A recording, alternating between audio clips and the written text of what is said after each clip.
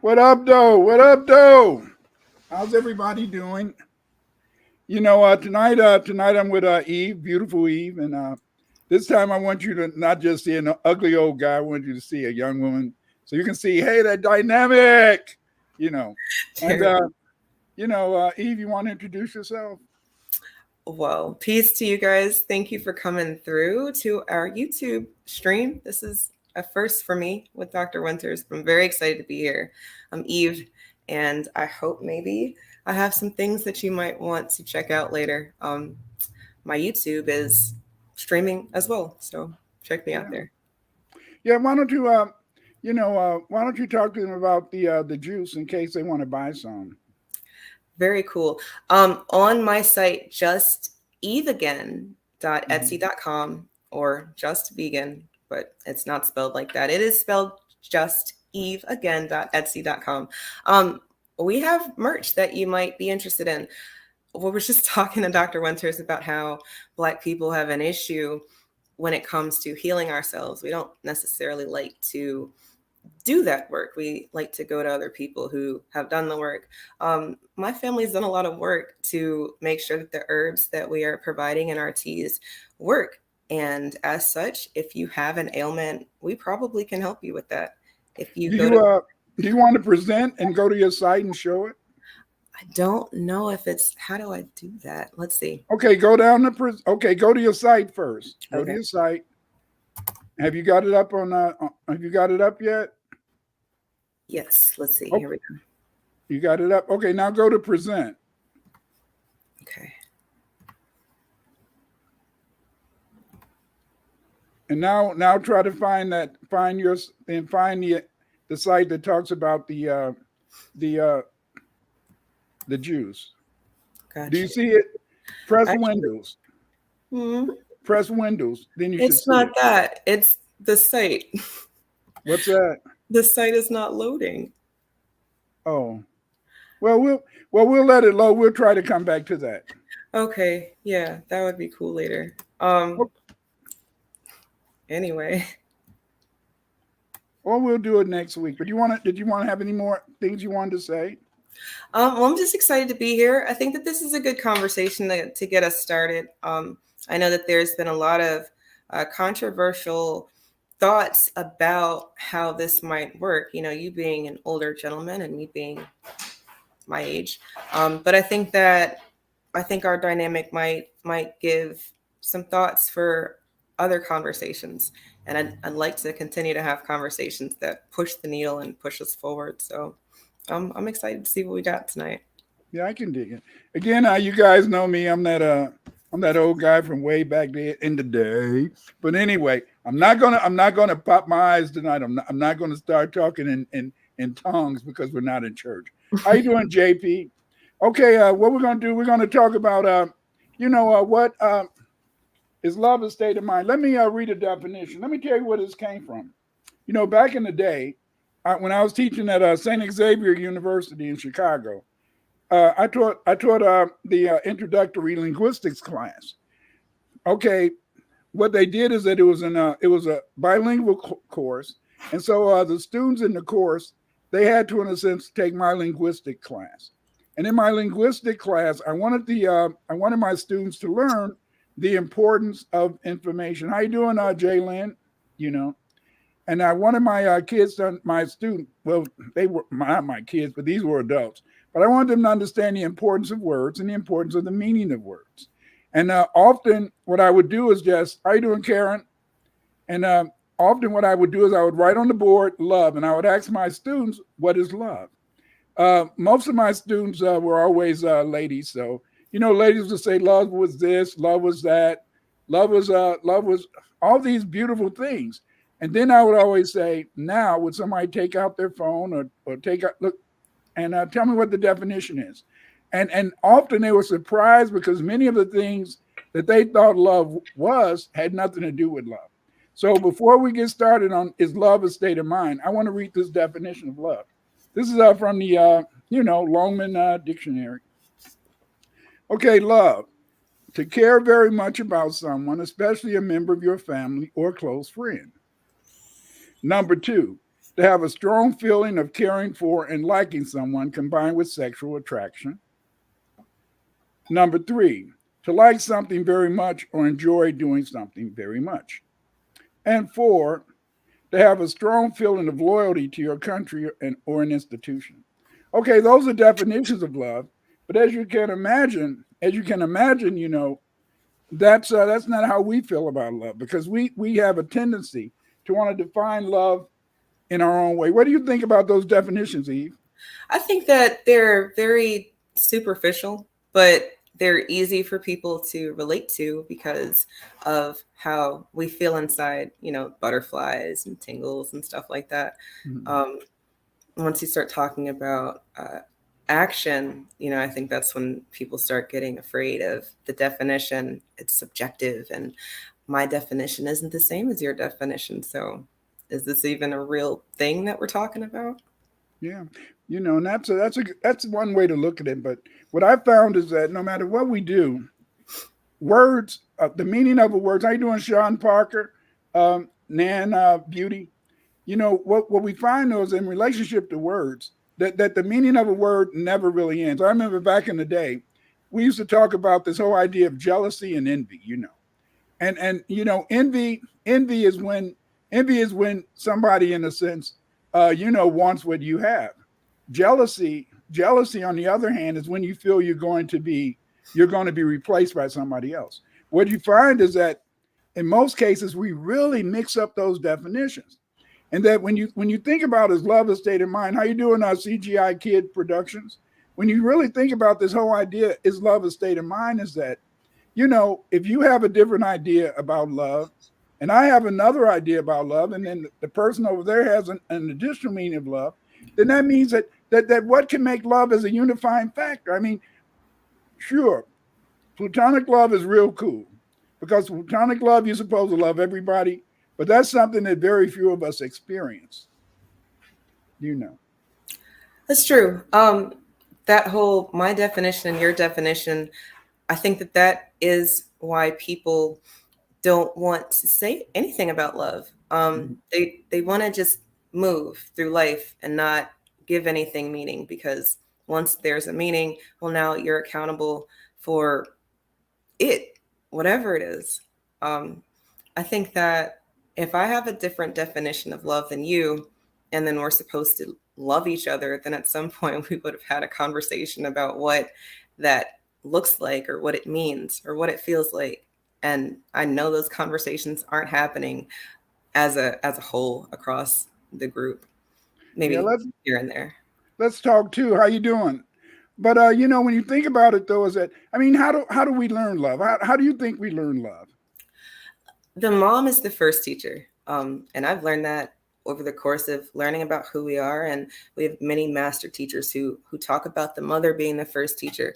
But really, I mean, scientifically, I don't think anybody really had to be taught that because in utero, you're learning from her how she's eating, if she's taking care of herself, what she's listening to, how she's feeling. You're getting all of that and you have zero choice. And then after you're born, it's another example or lesson of love because whether she loved herself or not, or took care of herself or not, you're here now. And now she has a decision on if it's going to be her or you. So now it's selfless or selfish. And I think from there, again, it's her, how she's treating your father, if he's there at all, or how those interactions go. It's a lot of examples from her that I think that's where our foundation comes from. That's a very good idea, but I think that sometimes though, even though a lot of moms may want to be good moms, everybody doesn't have a good mom. Because Mhm. I remember back in the day when I met my wife, my wonderful one, when I met her, and I was talking about I played football in high school, college, all that type of mess. So I told her I said that every time when I play football, I try to make sure that I think about my mom and I knock the hell out of the guy. My wife said, "What? What are you talking about, Clyde?" I said, "Well, I would just think about my mother." But see, I always felt that my mother didn't love me. I always felt my mother didn't love me because my father, he was light skinned, he had gray eyes, and he had everything that women liked. And I felt that my mother rejected me. It was 10 of us, and I felt that my mother rejected me because of the fact that my father was a hoe. He couldn't help himself. I mean, it was the women's fault. I mean, he had no control over that. You laugh. What are you laughing Well, about? look, is the 10 from her or the 10's from him? Where's the 10? It had to come. It had to come from the women. It was the outside women. They Yeah, made him do it. yeah, of course. Of course. He couldn't help Yeah, it. he couldn't help it. He wasn't just a natural hoe. Black men don't cheat. That's right. Oh, he cheated his ass off. But the whole point is this: is that I felt that my mom didn't love me, and so when you say in a sense that your mom provides this love, sometimes it's very difficult. I think you brought up a very important thing because you said that you did bring up. What about that relationship with the mom with the father? What is that all about? I think that plays an important role. Of course. Of course. And then even in my definition, it's not all roses, right? I think that how she's treating herself, if she's selfish, then maybe she's not worried about what you have going on or what the household has going on. So now you're learning self-love through her, and then that might be a put off for you. Or if she's always doting on him and not paying any attention to you, well, now you're learning service, but again, that might put you off because you're not getting any of the benefit of the act. So I definitely think that she is your first teacher, whether it's good or bad. But she Okay. treats him. First, some of them are not even around, so that's huge. And then if he is around, I know a lot of us were reared to be strong, independent. So now we have to be strong and independent and cooperative. I don't even know if those things make sense They together. don't make sense in a way. But Jalen says the heart of chakra is associated with unconditional love, compassion, empathy, and forgiveness. So I believe this is where we get these certain emotions from. And I think you're right, but I think empathy is very hard. Empathy is very hard because you brought up a very important point. Because I feel there's a lot of baby mamas. Like my grandson and some of his generation. He's 26. People 30 and under, they don't feel they should marry a baby mama. Now my sons, a couple of them married baby mamas, and they're happy, One of them's been married about 20 some years, the other one about 10 or 11. So they're happy. But the thing is, this is that people forget that the average baby mother was in love. She thought she was in love. And I believe she was in love. But see, our problem is this: is that when I go back to thinking about my mom, I feel that my wife really taught me how to love, because it was through my love of her that I learned, in a sense, how to love others. You see, Ooh. because as a man, when you grow up, you're always thinking about strength. You're always thinking about power. My father did construction work, and so I always saw a man as being someone who's supposed to be powerful, someone who's supposed to be a leader, and most of all, someone who is supposed to be strong. Mm. See, I hated the fact, in the sense that your woman knows she makes you feel weak. You said in the baby mom's relationship, the woman makes the man feel weak. Is that what you were saying? No, the baby mom, she just loves. She's Hmm. full of love. And see, the problem we have is that growing up in a Western culture, our women never feel loved. Our moms rarely feel loved. Our grandmas rarely feel loved. You know what I mean? Hell, my grandma, like sometimes when a lot of times, when Tariq, she is talking about roots and all that type of stuff. Well, my grandma, because of the fact that one of the other women in the town, like my grandfather, she fixed my grandmother. My grandmother, she I guess they gave her too much food. They put something up under the steps, and what happened, in a sense, is that she had to move out of the South up to Chicago. Mm. See, so then I don't really believe in root doctors and all that type of stuff, because I know you can have good and bad magic. I know you young ladies don't think about that. Like when I was raising my sons, I always told them, don't eat any spaghetti. Don't go over to the girls' house and eat spaghetti because they might put their menstrual in the spaghetti to try to control you. And so I know that maybe, maybe that was something that I was taught because my mom came from Mississippi, and but I don't know what ladies do. But then you see, it's very important to understand that because the baby mama is in love, because the baby mama, even though her mom told her to be strong, because the baby mama falls in love, then therefore in a sense she leaves herself open and vulnerable. Yeah. And after you become vulnerable, I think it makes many Black women get more tighter after that. I agree.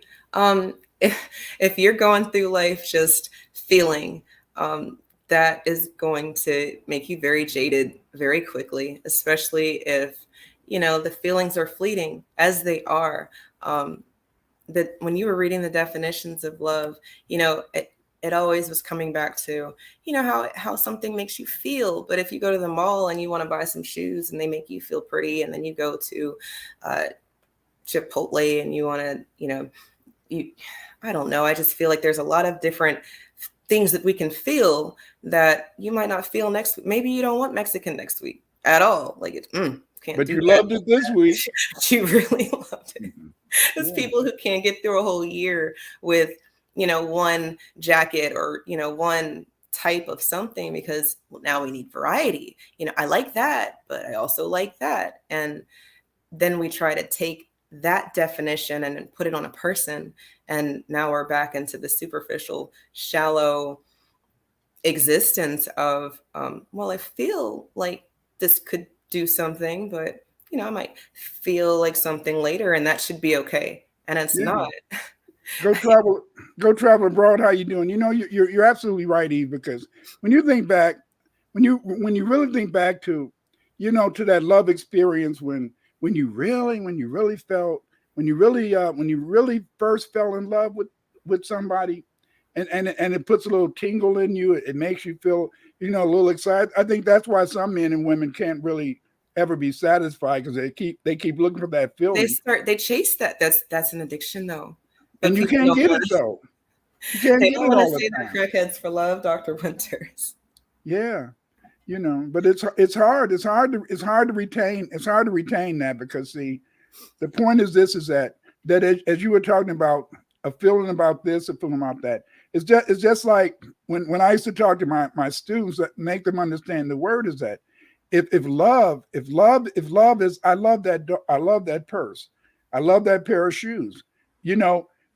If you've noticed over the years, I always wear blue because I love the color blue.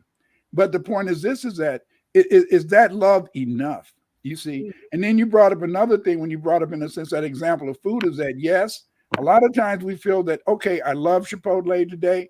I might want some steak and potato tomorrow. But the thing is, but is love so fleeting because we want more than that. We want more than that experience. You see, and as a woman and a man, we see love differently. You see, I remember when I was talking to women, girls over the years, and so when I'll give you an example. When I met my wife, she was 16. She was 16, and I said, so I told her, I said, I don't believe in love. And she said, what do you mean? I said, I don't believe in love. I said, the love is never having, they always say love is never having to say you're sorry. Right. You always hurt the one you love and things like that. So I said, I don't believe in love. I said, I'd rather you respect me than to love me, because if I respect you and you respect me, I had game, If I respect you and you respect me, then therefore, in a sense, that'll last longer than love. And so she said, well, I disagree. I said, well, how many guys have you loved? I had 5 boyfriends. I said, did you love them? Yeah, I loved them. I said, see, you said you loved each one of those 5 guys, but where are they at now? You see, see, I said, I'm here now. And the point is is that if you go through this whole process of love is not enough. Love is not enough. Not enough. But see, when you're a woman, or even some men, as a woman, you feel love is enough. But you've been taught by your mama, number one, hold your skirt down. Don't let them get up under that dress. And number two, they always tell the black woman to be strong. And I think that's the worst thing that they can tell a woman. I agree. And that's straight out of slavery, right? You know, because we had to do the same roles, we had to pick the same amounts. There was no slack given because I birthed a child yesterday. It's just, you know, get back to work. And then we take that because you can feel invincible. That's the word. You can feel like you can conquer anything when people start putting that battery in your back that, you know, you're a superwoman, and then we burn out. So then going back to what you said about how the black woman has been vulnerable, and the black woman who's the baby mom is extra vulnerable because she's kind of just been living on these feelings that go. And then what if she's chasing those feelings because she felt good once? And then I know I can get back there, but people don't necessarily want to think about love as something that they can be addicted to because it's not enough, like you just said. I think I want to say I learned a long time ago that love was work. Love is myrrh. And when I heard that, it made sense, because if you want something or if you love something, then you would work to try to attain it. You would try to get it. You would try to keep it. But now that I'm thinking about what you just said about your wife and all the guys that came before you that she loved, I wonder if you had asked her if she respected any of them, you know, what the answer would have been. And then from there, you lasted 50 years. So maybe there's something there. Yeah, but that was because the fact is that I convinced her that you had to take each day at a time. And see, I wanted my wife. Okay, because of the fact I was a kid, and so I had an older sister. And so by me having an older sister, what happened in a sense is that I was always the test dummy. Okay, CGI Kid said love is supposed to be strong, true, succinct, and honest. Not just a trying to use a woman and a woman trying to use a man for sex.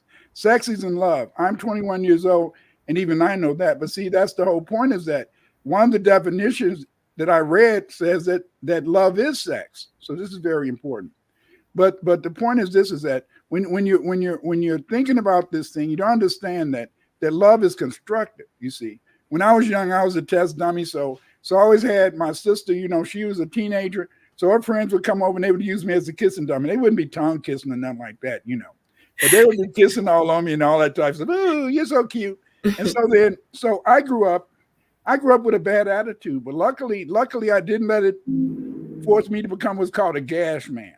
Mm. What I call by a gash man, how you doing? Go travel abroad. How you doing, Bruce? What I call a gash man is the man that just goes around just use girls all the time.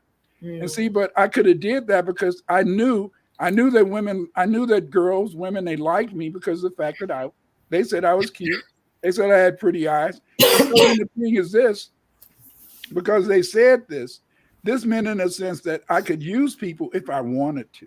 And see, that's the whole objective, is that, see, a lot of girls, a lot of women, they don't understand when you always shower so much adoration, when you always shower so much attention to a man, a lot of times, in a sense, what you can do is that you can make that man forget, in a sense, that you're a human being.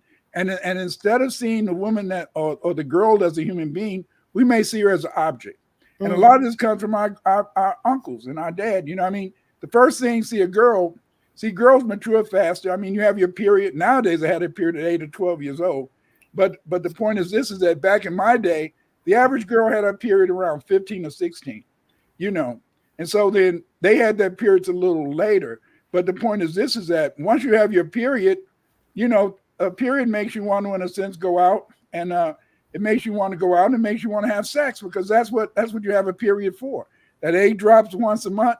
That's going to get your hormones clicking, and you say, hey, I want to have some sex so I can make a baby.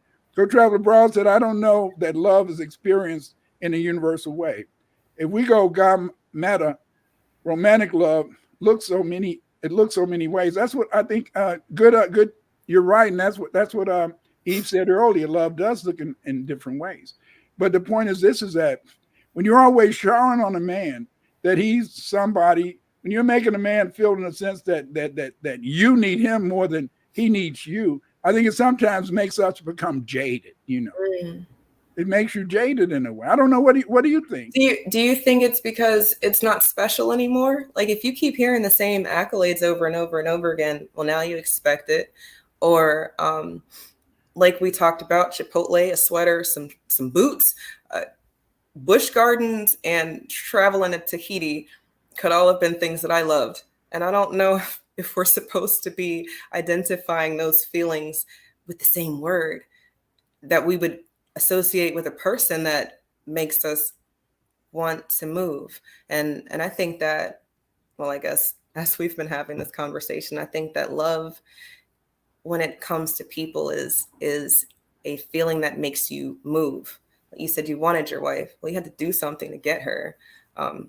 People who want what they want, they go out and get it. And I think love is probably the same way, even when we're talking about, superficial things, like things that could change every week. But maybe we should start defining those things as something else so that people really feel it when we say it. And then, what was I going to say? I guess it goes back to the 5 boyfriends before you. If she felt the same about everybody, well, it makes you different. And if you don't feel different, then maybe you would be jaded. Yeah. And see, but that's the whole point, is that it's conditioning. It's conditioning. You said something very important in relationship to that. We see love as a feeling. That's one of the reasons why I think that love is a state of mind, because you can have any type of feeling you want. You can have all types of feelings. But the point is this, is that because of slavery, during slavery, as you said, you had to work as hard as the man worked. You see, nobody respected you. And in fact, you got beat more on the plantation than the man, because a lot of times, in the sense, is that they wanted to just crush. To me, the white man has always seen that to really destroy the black family, you had to destroy the black woman. And the way you destroy the black woman is that you take away everything from her. And see, they took away the ability. They took away the ability of a woman to be able, in a sense, to be herself. You see, because see, most of the time, it's very difficult. Like I remember, in a sense, is that when I was growing up, you had girls on the west side and girls on the south side. The south side girls, they used to always keep their hair pretty, and they were all prim and proper. Girls on the west side, they was kind of country, like they looked like they didn't understand about the world. And so then, they say, Clyde, let's have a baby. I don't want to have a baby. What I want to have a baby for? Well, I mean, hey, we could just do this. But the thing is, this is that's what they thought, or that's how they came. But see, the whole point is this, is that because of the slave experience, black women, in a sense, did not ever develop the ability to really, in a sense, experience love. Let me explain to you. The average black woman, yes, they want to be loved. Yes, they say they love their man, and whatever. But the point is this, is that they can't never really experience love, because they've been conditioned by their mamas and grandmothers that they had to be strong, you see. And because of the fact that they had to be strong, they don't understand that as being a woman that's strong, you make it easy for a man to leave you. That makes sense, because if you can do it, what's he here for? That's right. I get that. And you can't have 2 captains of the ship. You can't have 2 drivers in a car. I know that I hate backseat drivers. Yeah. Hate it. So I'd rather just not drive. Like at this point, I can work the auxiliary and the weather in the car, and then you can get us there. Go ahead. But it's complicated. It's complicated because, see, as I said, a white woman, because of the fact that they're thought of as a piece of shit by their men, they know, in a sense, that they're going to be treated badly. They expect to be treated badly. They expect, in a sense, that the man is going to always dominate them and try to run them. So that's why they had feminism. But as a black woman, you want to relax. You don't want to always be on guard. You don't always want to be you want to be present, but you don't want to always be on guard. And see, the thing is, this is that a lot of people, I get in debates, with different folk, and they talk about feminism, and they say that feminism ruined the black woman. Or was it feminism? The thing that ruined the black woman was, in a sense, their mom, because their mom taught them, don't trust the man. You always got to make sure that you're working. You always got to make sure that you're on top of your game, because if you're not on top of your game, then he's going to leave you. He's going to use you, and he's going to, in a sense, make you feel bad. But see, look at the movies. In the movies, you always have two types of women. You have the woman with black hair, and you have the woman with blonde hair. Mm-hmm. The woman with black hair, she's always strong. She's always ready, in a sense, to I love him, but she's better for him. The blonde hair. And then the blonde lady, she's weak. The blonde lady is dainty. She's all that type of stuff. And the black-haired woman, she gives up her man for the blonde woman, and then she goes and she suffers alone. And see, that's what you have with black women, is that because black women are always waiting to be hurt, because black women always feel, in the sense, that they can't trust their man, then it allows the man to say, hey, I can quit you easily, you see? See, remember, most men never say they quit you. We just stopped calling.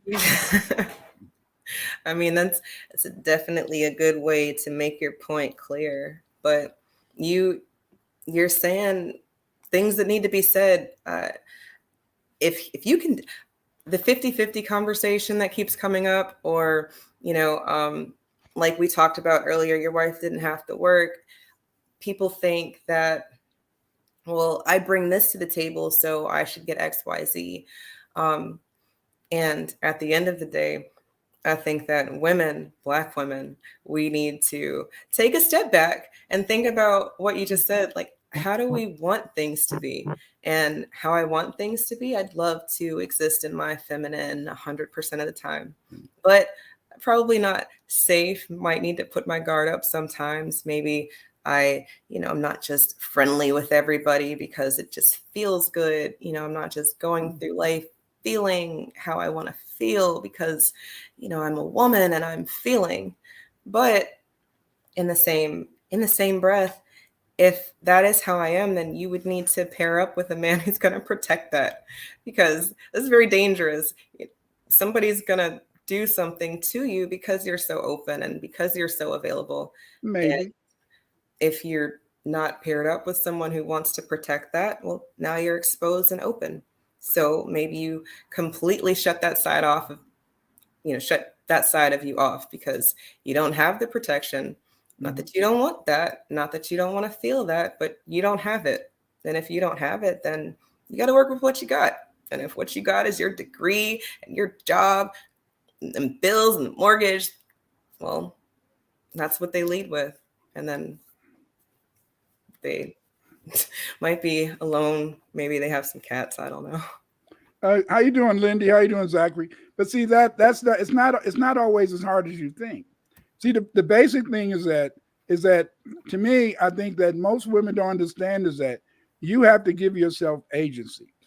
And the way you give yourself agency is that in your relationship with your man, what you have to do, you have to set your limits. You have to set your boundaries. And see, most of the time, most women don't feel in the sense that they should set boundaries. You see, when most women, in a sense, meet a man, they tiptoe around the guy, and they don't understand that in a relationship, you should be developing a relationship that's based upon friendship, and because it's based upon friendship, what will happen, in a sense, is that you can explore and you can get to that man's mind. But see, most of the time, most women feel, in a sense, that it's not about getting to that man's mind. It's about, in a sense, being able to have this man to want to be sexually attracted to you as a woman. And because you feel, in a sense, that if they're sexually attracted to you, then therefore they'll stay with you. But see, most women in good relationships, that woman is a woman who will tell her man, you better not fuck up or I'll kick your ass. And they can be little bitty ladies too. And you can be 7 or 8 feet tall. But because of the fact, in the sense that they demand respect. But see, the whole point is this, is that most of the time, people listen to Kevin Samuels. Okay, Jalen, she says, well, it can be difficult for a black woman who is taking care of everything, and you're using your masculine energy more often than your feminine energy, and that can cause a mental battle. In a way, it can cause a mental battle. But the point is, this is that the problem is that you've been conditioned. Your daddy tell you this. What listen to this? It's your daddy tell you, Clyde, you got to watch out for that sci-fi. Don't let him tell you what to do. And so then a lot of times the man, in a sense, when he's dealing with his woman, you see, if a woman starts to talk, then they'll say, "Hey, you're acting like you're my mama," and then and then but the woman should say, "I'm not your mama. I'm your woman. Right. I'm your lady." You see, most of the time, women make one mistake. How you doing, Richard? Richard, Timbo, what up, though? Russell, Amir, how you guys doing? A lot of times, what women do is that what women fail to understand is that you want to get to that man's mind. Remember, as a woman, everything with you is mental. Since everything with you is mental, that's why a woman can have a man. He can't hardly make love at all. I mean, he might be a 2-minute man, but later if they get together, he might become more understanding. Yeah, he is a 2-minute man, but you'll stay with him because the fact is that he gives you a feeling. As you said, he gives you a feeling. That's And true. And we'll chase that feeling, and as long as it's coming, right? And as long as it's safe and we get to operate in that femininity that I was talking about, that's a safe place. And then maybe we can be love. I think that when I was talking about the mom being the first teacher of this feeling we're talking about, maybe the black woman is supposed to show love, and then people learn from that. But like Jalen was saying, it's hard to do both when you have to lead with one. But I would ask Jalen, why does she feel like she has to lead with her masculine energy? But maybe she's in a job where she has to, female police officers or female head chefs and restaurants. Some of these male dominated industries might make you feel like you got to put on your pants and get to my work. daughter's a police officer, and I can tell you she's very feminine. But the point is this: is that it's you leave with your masculine energy because your mom told you to be strong. Like my son, he's what? He's 54, 53, 54, 50. He'll be 54 this year. And so my son, when he got out the Navy, I said, "What's your line when you meet a woman?" He said, "The first thing I say to a woman when I meet her is, where you working at?" And I said, "Damn, well, wait, what is it?" But that was it because you guys, your generation your generation is kind of a transactional relationship because most of the time, you're not going to make it a day with just one person working. See, I could make it back in the day. I mean, back in when I graduated from high school and I went to college, $2 an hour was good. Now, who can live off that today? You can't even live off $25 an hour today. And so then, but see, because of the fact that the black woman has always you've always had to play the masculine person because you've always been left with your children. Mm-hmm. Remember, even on the plantation, is that often in a sense, the average man wouldn't marry a woman on his plantation. Therefore, in a sense, often his wife would be on another plantation. That way he didn't have to see her being abused, didn't have to see her being raped, and he didn't have to see her being embarrassed, you see. Mm-hmm. So black women have always been stuck with their children. But see, the thing that most women don't understand is, as I said, black women, in a sense, women, period, they're moved off the mental. But what many women fail to do is that they fail to make their man talk. Because see, this is it. If you make your man talk, see, most women feel like nowadays, most women feel if they can have intercourse with you and blow your mind, then you'll be submissive. But then a lot of times, in a sense, and that's why a lot of times you start with a lot of sex, and then once you two get to know each other, then it's no more hardly sex. Right. But see, that's not good enough because you can always have sex with somebody. But see, women who are able to build up strong relationships, they make that man talk to them because see, if you make your man talk to you, he's going to have to let you inside. And Mhm. see, most men do not, you know, I mean, you've been out there long enough to know that most men do not want to talk. They don't want to talk. They want to play that silent role, but Mhm. they're just playing that role because they know that if you make them really, really talk to you, then you're going to get in their mind. See, Mhm. that's why when I was growing up, I learned that the girl who was supposed to be the fast girl, the girl who was supposed to be the fast girl, the girl was supposed to be always having sex with people. She wasn't having sex with nobody. But the point is this is that it was a girl who fell in love who ended up with a baby, whereas the so-called fast girl didn't end up with a baby. And down the road, they might have a good relationship. And the Mhm. reason that they did this is that they made men work. See, remember, today they're talking about who's the prize. That's all bullshit. They talk about what do you bring to the table? What do you bring to the table? And the whole point is this: that's crazy to me. It's crazy to me because I feel that all a woman has to bring to the table is to make me happy and to make me want her. You see, Right. whereas in a sense, you know, Kevin Samuels was saying, okay, you got to get a higher order, got to get a higher order man. You got to get a man $100,000, and you had to know how to treat this. When you get 35, you hit the wall, you know, and then all that type of mess. But then he ends up dying having sex with Having one sex. Spanish woman. Get the hell out of here. You see, you're laughing, but my father, when I was growing up, my father, about three or four of his friends, they died the same way, having sex with Mm. some young woman. But the point is this is that so he was a hypocrite. He was a hypocrite.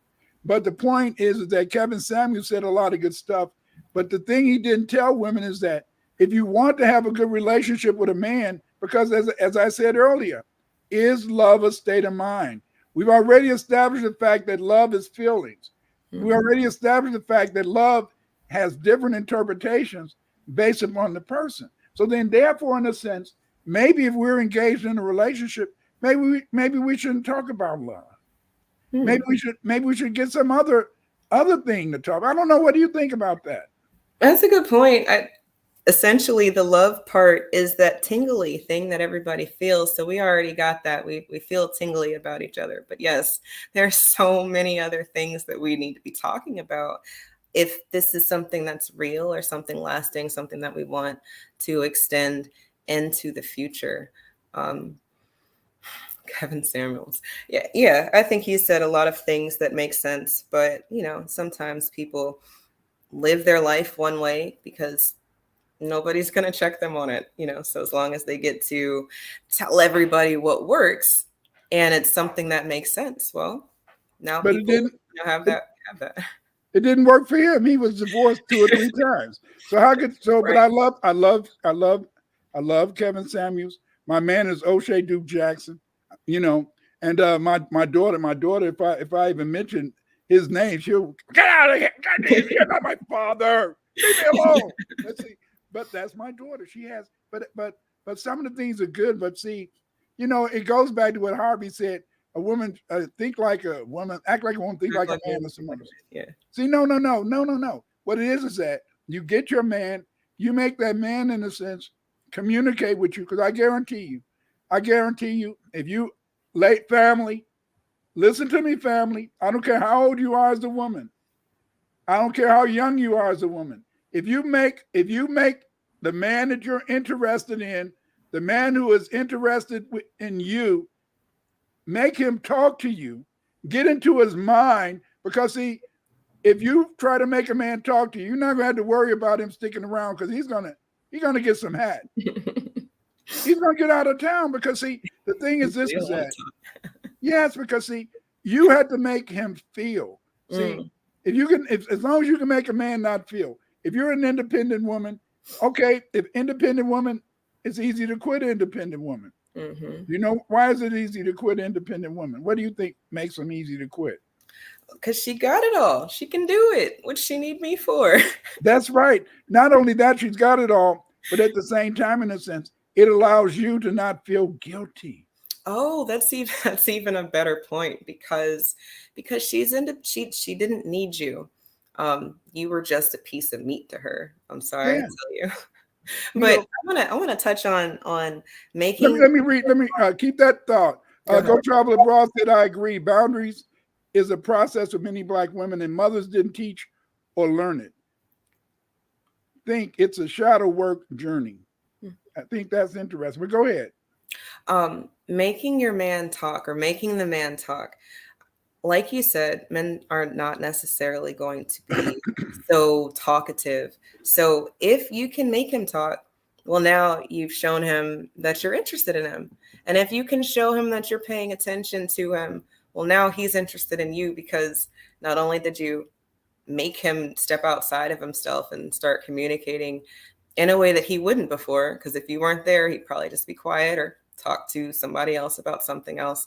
But now you're showing him that action, and maybe it's not love just yet, but it is going somewhere. You're building up what? A friendship. Yeah, friendship, like you said. And maybe y'all don't be best friends, so maybe this isn't the person that you end up with. But I think that practice of communicating is needed. We're missing that. And then you find that person that gets you all tingly, and you don't even know how to talk to them because you never did it before. So because maybe the tingly is not so good.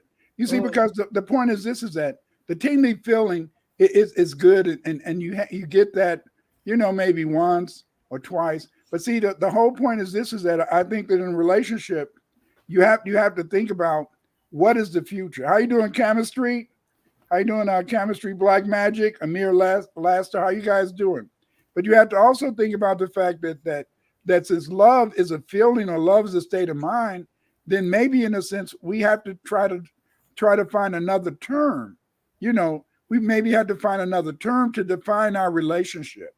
Maybe we had to find another term, instead of love. Because see, maybe when we're saying love, which is so beautiful, love has so much endearing things. When I was growing up, my mom, if my sisters fell down and they skinned their knee, my mom said, "Oh, come here, baby, let me kiss that." If I fell down, get your ass over there. You got to be a man. Be a man.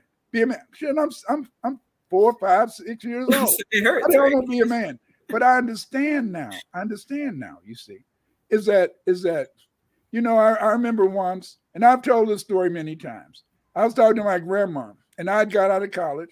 I graduated with a BA and MA. I only went to school for 4 years, and only went to summer school once, but I came out with 2 degrees. Nice. So then I was going to I was telling my grandma, I said to my uncle, I said to my cousin, I said, he won't help me get a job. He's working for the Urban League. I said, he won't help me get a job. And him and Edward, that was my older brother, Mr. Ed, I said, they always keep saying I'm Black Power, so they can't help me get a job because I'm Black Power, and I'll embarrass them. And so my grandma said, okay. Said, are you done yet? I said, yes. I said, don't you ever whine to me again. She said, you're a black man. Said, a black man never whine. I said, you're my grandmama. I said, you're supposed to listen to me.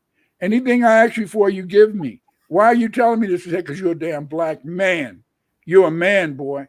I do not like no whining ass, simpy ass man. So you better never whine again. Do you hear me? And so then I was really hurt. But I understood, because as I got older, I understood why my mother told me to be a man. I understood why my grandmama told me not to be a whining person, because as a man, you have to always carry a front. How could I go tell my sons, hey, gang, I can't get a job because the white man holding me back? Then they would have said, what the hell is this? You had to show strength. And see, this is what I'm talking about, that strength thing, as opposed to in a sense, the other stuff, See, my wife is the type of person, when we got married, I said, well, we're going to take one step at a time. We're going to do X, Y, Z, and we're going to do this or that. And then she said, okay, you said what you wanted to say. I said, yes. She said, well, this is my rule. She said, if you cheat on me, don't never ask me, don't never say you're sorry, and don't never ask me to forgive you, because it's not going to be the same. I said, no. I said, that's not fair. I said, my daddy cheated. Your daddy cheated. They're all Virgos. Virgos love to cheat. Men don't cheat. Virgos cheat their ass off. Virgo men cheat their ass off. I'm just telling you. So then I said, but that's not fair. I said that your mom accepted your father being a cheater. My mother accepted my father being a cheater. My grandmother. She said, well, I won't accept that shit. And she said, so if you cheat, it's not going to be the same. Don't never ask me for forgiveness. You see? And so I said, what the hell is this? What the hell is this? That's not fair. But the point is this, is that, as I told you, you have to set your boundaries. See, a lot of times when we're in a relationship, because love is a state of mind, in my opinion, because of the fact, in the sense that we're trying to find this love. See, we're trying to find love instead of trying to develop a relationship. See, you know, I've had girls that I was friends with, and you've got guys that you were friends with. When that guy became your friend, you never crossed your mind to have sex with them. If they were your friend, it never crossed your mind. And the guy knows that if he tries to really go that direction, it ain't gonna happen. Yeah, right. Because you're friends. See, but see, what we forget is that in terms of developing our relationships, we forget that our companion, the person who we claim we love, that love is just a word, and so we have to define another thing. I think that a better word for what we're looking for is not love. The word that we're looking for, I think, is a partnership. I think that when we think about, in a sense, a partnership, you know, you got to think about, in a sense, the whole idea of being partners. See, sharing. You know, I remember when I was younger, and my wife, I mean, we got a rocking chair because we had 5 boys and 1 girl, and so in the middle of the night, the babies wake up and stuff, and then to put them to sleep, you get in your rocking chair, and then after a while, sometimes if your wife is breastfeeding, she want to put that little monster in the damn bed with you and mess with your breasts. Those are mine. What are you doing? What are you doing? Nah. Those are mine. You got evicted for a little while. I told my wife, I said, I knew you first. Wait, what is this? Why is that little creature on my breast? No. But you know what? It teaches you discipline. See, because the whole point is this, is that nowadays, sex is not going to last forever. It's not going to last forever. And if you've ever been through some trying times, if you've ever been through some times when you had to really, when you were really troubled, you don't even want to have any sex because you're thinking about how do we eat, how do we pay bills, and things like that, And that's very important, And this is the whole point, is that we have to think about, like now Amir, now he knows what to say to a lady. My line is, I dream him up. Yes, you dream about her. He's old school. He understands is that you make that woman feel nice. Don't ask him about the damn job. But my son, he found 0 to 100. Yeah, he found a nice wife. Like my son, his wife, she I love the hell out of my oldest son wife, because see, I was having problems with my garbage disposal unit in the sink. She works in the post office. She came over and she took out my garbage disposal and then fixed it up. Yeah, that's the type of woman I need. Handy. But the point is this, is that she's a very handy woman. But she said, the reason I married your son is this, is that I heard him around in the sense, the post office. They both worked at the same post office back then, and he was talking about his mama, and she said that he said when he talked about his mama, she felt that maybe she could go with him. So she said she had to talk to him. So then sometimes you do have to step up. But the point is this, though, is that her mother in a sense tried to tell him don't marry her, don't be with her, because her mother, I guess she was, said that she had a lot of bad credit, and and she used to like to shop too much. And so that was her mother telling my son this. But they've been married over 20 some years, so they get along. But the point is this, though, is that it's finding something more than that tingly feeling. Because see, that tingly feeling, it doesn't last. And see, when you're trying to move away from this whole idea that love is a state of mind, you see, when you're understanding in the sense that love is more than a state of mind, see, you expect more out of love than what the definition can provide, right? Right. That's true. I like what you were saying about the partnership. like maybe we should be moving in that direction, because then, I mean, even biologically, it means that we're not supposed to be out here by ourselves. We're social, we're human, and as such, you know, we're familial. We make families, and once you've accepted that this is not just for you by yourself, you know, that there is someone out here who is going to work with you, or someone who's going to be able to, you know, y'all can partner up together, then that's something that can last. But that tingly feeling, I think maybe we should have it reserved for some environments, right? Like, you know, feel tingly. That's great that y'all have that chemistry. And then after the 5 minutes or hour or whatever amount of time, you've got the rest of the day, right? What are we doing here? And if it's only about chasing that tingly feeling, well, maybe that's not somebody that you would want to partner with. But it could be somebody you want to partner with, but you can't expect it all the time. Chemistry Black Magic said, I struggle. I really love black women more than they know nowadays, you know. And then, you know, Amir, back in the, you know, this is the way it was back in the day, Amir, that long talk over the phone. It don't Yeah. stop. And see, the thing is this, that we don't have this. Oh, I'm coming over your house to see you. And then you feel, you know, I was looking at this thing the other day, and so this woman, she had on a see-through suit, and then, you know, she was wearing you know, a very sexy garment that you wear in the bedroom, you know. And so, but she's going to talk to this guy, and this was on a dating show, and they said, why? They said, she said, what would our first date be like? And he said, well, our first date would be, I would take you to my apartment, and then after we do the do, I'll take you out in any way you want to eat at. So she said, what are you talking about? I'm not that type of woman. But she didn't understand it. By her presenting herself, Mhm. by her wanting to get that attention, she made him get the wrong idea. Absolutely. And I think that this is the problem, you know? Oh, It's a it's a problem. huge problem. In the age of social media, where you can look at the pages that get all the clicks, and then you want to emulate that because you want the attention. And some of those people are not even real. Like, they're straight AI created accounts, Right. and they're getting all of this traction. And Yeah. then people are wanting to do that, and they're Yeah. chasing a, a dream, essentially. And It then is. now they don't feel good about themselves because they can't get there, and And they then didn't have to do all of that. that's right. And then it's crazy. And so then, you know, like when I was in college, and so when I was in college, I didn't, you know, my wife was in Chicago and I was in college my first year. And so, you know, you got all these women in a sense that they're having sex with you. And the thing is, this is that you start to say, what is this all about?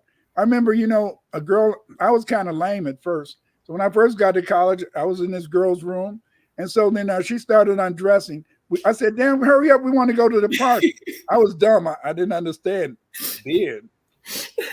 But by October, I knew. And so then you got these women in a sense. 2 months. They're having sex with you. And the thing is, this is that you know, you go to fraternity. I never joined a fraternity because I had two things. I was handsome, I played football, and I could dance. Hey. I could dance. And when Yeah. you could dance back in the day, and you make a woman look good, we make a girl look cool on the dance floor, and everybody's looking at her, she gets good attention. So that was cool. So I go to these parties at the fraternities and sororities, and these girls I was seeing pouring out drinks into the flower, into the plant, and then later in the sense they'd be going upstairs with somebody, and then the next day they would say, I what happened last night? I was drunk. You didn't get drunk, but they would say that stuff, and then you know they had sex with somebody. So you start not to value. You start not Mhm. to value sex because see, remember, the most precious thing that a woman has is to in a sense two things. Is one to it used to be precious if you could have an intercourse with a woman. That was very precious, you see. And then the second thing, and what I think is the most precious thing that a woman can give you is children. You know, that's what I feel. I feel because see now, when I was younger, in a sense, it was 10 of us. And because it was 10 of us, I always knew that I would have children. But I understand now that my wife did not have to give me one child because she could always get birth control, or I could have a prophylactic or whatever, you see. And so then I thank my wife for giving me children because now my children talk to me, and they are calling to maybe borrow money, but sometimes they're not borrowing money because I don't have that much. But the thing is, this is that they call me, they talk to me, they come and visit me. I visit them. And so then I say to myself, damn, that was wonderful that my wife didn't have to give me those children. See, just like you have your children. And many men don't understand is that is a wonderful thing because see, it's not just your future. Your children, in a sense, can show you so much love. And see, that's the whole problem is that we don't understand. And so there I go using that silly ass word, didn't I? I said love. That's See, that feeling. We're that, conditioned. yes, but the point is this is that, and so then when I say that, it's important to me. But I think I had to learn that love because I had to understand in the sense that my wife, she had already told me, you go ahead and cheat on me.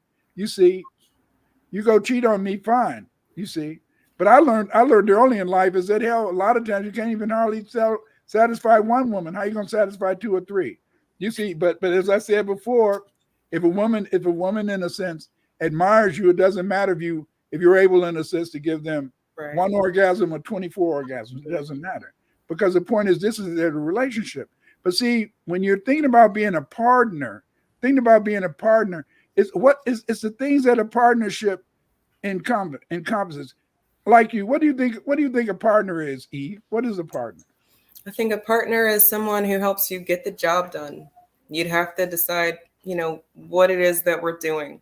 And then from there, we learn about partners when we're in school. You have group work, pair up with the person sitting next to you. And now we both have the responsibility of finishing this task. That's everybody's first negative experience is getting in that group and that person who doesn't want to do the work, but they're getting the benefit of the rest of the group doing the work. And I mean, I get that. Now we've got the strong, independent little Jackie. We're going to call her Jackie. She's learned that people are getting benefits from not doing any work, and she's always worked hard. So she feels good about doing a job well done. So now she's only looking for people who are going to match that energy. But then you got Jackie, but you got that other Jackie. You got that Jackie that she's going to do that project. She knows that they're full of ish. Then she's going to do a separate project. I don't know. She wants to get that grade. Yeah. That Jackie said, no, my grade's not going to go down because that person's not doing the work. I'm going to go above and beyond. I think that partnership, it starts with the communication that you were talking about. People are not talking about what it is that we're doing. Because I don't think that there's anything wrong with having sex because it feels good. If that's what you want to do, great. Right. But it should be communicated up front between who all is involved. From there, I'm sorry. Real quick about the dress. The woman that you were talking about, she was dressed very provocatively and then confused about why that's what the man wanted. I think that how you meet somebody, you only get one chance to make a first impression. Right. And then from there, everything else is you're trying to catch back up or to replace the bad thing that happened when you could just meet them honestly the first time. You don't have to put on an air. You don't have to front to kick it. People just need to be who they say they are. And that's complicated. It's complicated. It's very complicated to be you. Mm. See, I learned that when I was in high school. When I was in high school, okay, there I was. I'm on the football team. I'm the handsome guy. All the girls like me, but everybody made up who I was. Mm. Let me. Okay, like the girls who like me, personality or aspects of you make up you, right? Is that no, it wasn't any aspect of me. It was how they saw me. Oh, see, people just like when people meet you, people in a sense they make a decision on who you are. Mm-hmm. They make a decision on what you are, what you like, and what you do. You see, and so then the thing that made me really learn to love my wife was that my wife made me have to really talk about me. She made me not only talk about me, but made me examine why are you playing football thinking about hitting your mother? Why are Mm. you doing this? You see, are you going to start whooping my Hit ass? me? You're going to Right, hurt me? right. That's a You know, very natural secession of that right? thought. My daughter used to say, "Damn!" My daughter used to say, "Damn! If I'd have been mama and met your ass, you would not have been my husband, because I would have thought you was going to be hitting on me." But see, that's because the fact, in the sense, is that she allowed me to be me. And see, Mm, as a woman, you always have these projections. But every time you meet somebody, everybody know who Eve is. And anybody that listens to Twitter, oh, Eve is, oh yeah, Eve is that sacrificing woman. Yeah, Eve is the one who's always getting people to come together. Yeah, Eve is Eve. You don't know who the hell Eve is, but you made a decision, and this is what people do, Eve. And this mm, is what makes it hard for us to really generate, in a sense, relationships, because we don't really allow each other to be who we are. You mm. see, you may be any one of those things, but that's not who you are, because see, they don't know who you are. They've already put in their mind. That's what I'm talking about. Like when the girl who was dressed really provocative, you know, in her mind, she was just, oh, I want attention. Mm-hmm. So what if he sees this? He might like it, but he ain't gonna get it. But the point is this, though. But that's how she saw it. But Mm-hmm. he saw it in a different way, and that's why I was talking about Eve. Is that we have to make those people who we want to be, people who we want to move in a direction where we can be true lovers. Mm-hmm. So if you want to move a person into a direction where we can be true lovers, I think that you had to make that man, or you had to make that woman talk to you seriously. Mm-hmm. See, and that takes time. But see, most of us don't have that time, because see, we get that feeling. See, when I was growing up, I talked to a lot of wine heads and stuff like that. And so when I was growing up, I understood that to have sex with a woman is that you had to be the one who controlled the experience. Because see, I was always taught that a woman always want to see something rise. They either want to make your temperature rise or that other thing rise. And so then therefore, if you were going to control your situation, you had to make sure that you did not allow them to control that. Mm. Even though in a sense that's very important. And see, that's why a smart woman, what she does is that then some women say, well, okay, you know how Kevin used to say, Kevin Samuel say, oh yeah, now she let the other guy have sex, and now they want me to spend more money to have sex and all that type of stuff. But Mm-hmm. see, that's why the whole point is this, is that it's all wrong.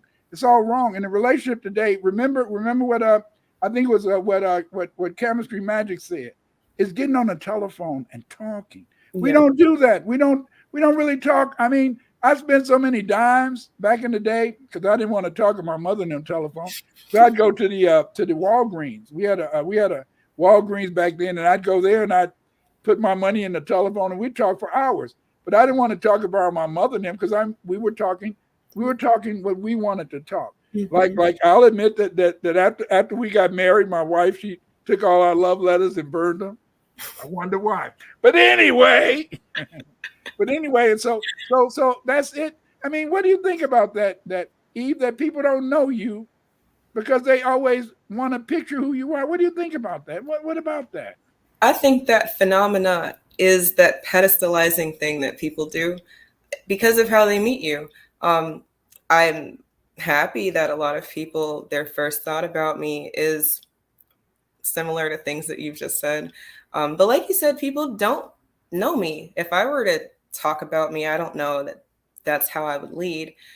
But I think how people look at you will give you an idea of things that you might want to change or strengthen or maybe even cut out completely because you didn't know people were looking at you like that, like Miss Provocative wear dress. She didn't know that he was going to be thinking that she's leading with sex, even though she's leading with sex. From there, if she's, yeah, I like to look good and you're not going to get any. Well, why would a man want to be with someone who's just going to tease him and other people all at the same time? We're all in the Hmm. same category of not getting any, but I'm the one right next to you paying for things. It's not fair. Um, But in a way, that's why it's all messed up. It's all messed up. See, when Kevin and Duke and O'Shea Duke Jackson, see, these are people in a sense, they're in their 40s and 50s. Since they're in their 40s and 50s, they're full of shit. And I'm gonna tell you why they're full of shit. I'm gonna tell you why.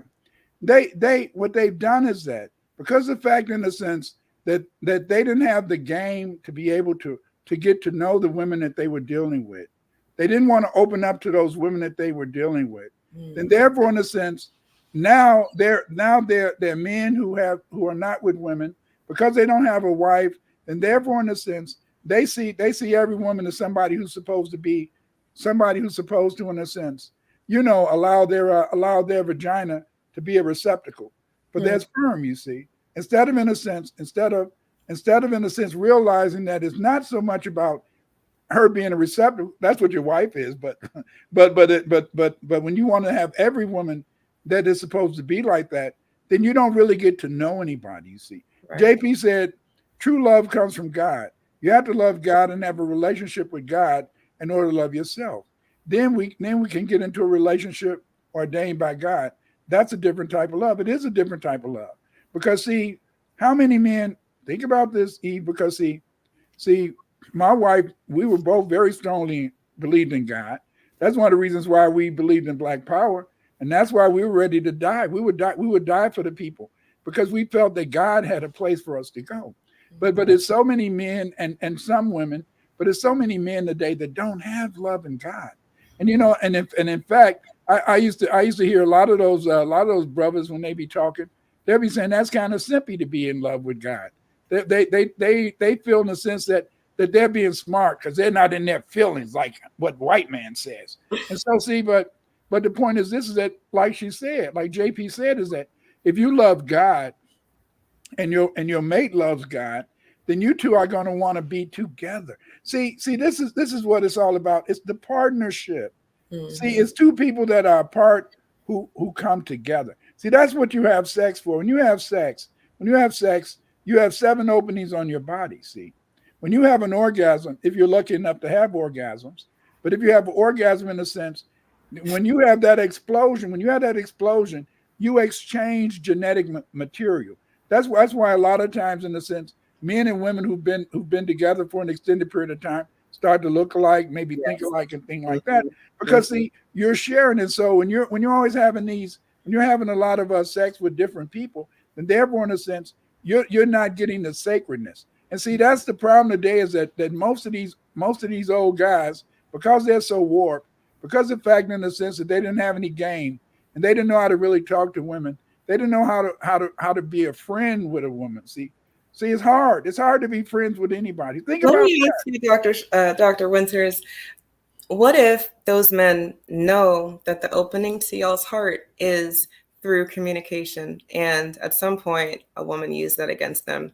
She talked to him, made him feel like he was the man, she's listening to him, and then nefarious things entail because she was not really there for him.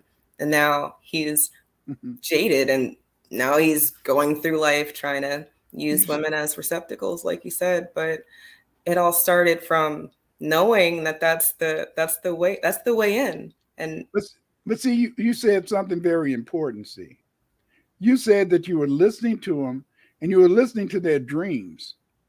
But did you make them tell you about who they were? ooh, See, as I told you, it's easy for people to have bright ideas. I'm going to do this. I'm going to do that. I'm going to start a business. I'm going to have this, and I'm going to do that. And after I start this business, see, that's not what you want to talk about. What you want to talk about, what makes you you? Why are you? Why are you the you? Why are you the you are? What happened when you was growing up? Anything right. happened? What is it that you didn't like when you was growing up? Why you didn't like that? See, you weren't questioning him. You was just listening to his dreams. You were being patient, but see, you wasn't asking him questions to Hmm. make him have to, in a sense, let down his guard. Right. See, men are very guard. How you doing, Cyberdyne? I think 100. So then the thing is, this is that you wasn't asking him about things that are important. Who made you who? What makes you the man you are? What made you, in a sense, become and do this? You see? And so then you're listening patiently. You're being very patient. And what you're doing is that you're getting head over heels because you think that you're getting to know this person. You're not getting to know him because he's only telling you what he wants to tell you. Right. What you want to do is you want to break. So you gotta break a man down. You got to break a man down. You got to make a man understand in a sense that who are you? Who am I to you? Mm-hmm. What do you want out of life? If all my life, if anybody in a sense asked me about my wife, I said, I want her, you see. And the point is this is that's very important because see, the thing is this, as I told you, all my life when I was growing up, everybody saw me, and even to this day, everybody know Dr. Winters, everybody know Barbara Winters. See, but I'm everything to everybody. Right. See? Everybody knows Eve. And see, Eve is a person. I can do whatever I want to Eve. Oh, Eve, that's Eve. That's Eve. What are you talking about? Eve ain't got no damn feeling. She ain't got no feeling. Come on now. Don't tell me that she got. You mean Eve can cry? What? Get out of here. She don't cry. She don't. She don't want to. She don't want to be held. She don't want to be held. She don't want to be loved. She don't want to be caressed. No, we can just have sex. No. She don't want that no sex. She just want to be. I'll hold her when we're having sex. That's it. That's what they think because see, that you have to make people, and this is the thing that frightens men. This is the thing that scares men away. This is why love is a state of mind. Because see, the thing is, this is that many women don't understand is that you set your own boundaries. You see, but because of the fact that we're afraid. We're always afraid that we're going to be rejected, and we want to be loved. I mean, it's very hard. Everybody wants to be loved. I didn't give a damn about being loved, but I'm a Sagittarius, and so Sagittarius, Fire. I'm a Sagittarius. Any word I say is going to come out sounding good. That's what it is. I'm a Sagittarius. You see, I remember when I was young, when I met girls, they say you're a Sagittarius. You cute, you handsome, but y'all don't never have no money. Nice meeting you, but I'm going over there. She was right. We never had it. But the point is this, though, is that if you want to make love more than a state of mind, if you want to make love more than a feeling, if you want to make love more than a word, I think what you have to do is you have to make people talk to you. Make them talk. Yes. You know, if one of your kids got in trouble, what did you do with that kid when he got in trouble, when he got home and the teacher told you that he messed up? What did you do with that kid? Definitely had to start with a conversation, right? We need to figure out what happened. From there, most of the time with the minis, they know what actions are preceded by certain consequences. And at least I believe that initial conversation where we're all on the same page about what's about to happen, that needs to happen first.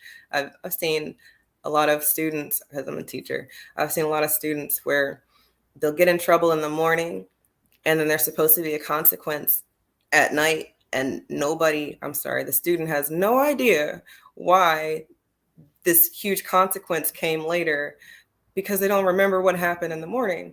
And to me, making sure that we're all on the same page about what's about to happen and why will hopefully make sure that you don't do this again. Or if you do, you know where it's going to be leading to.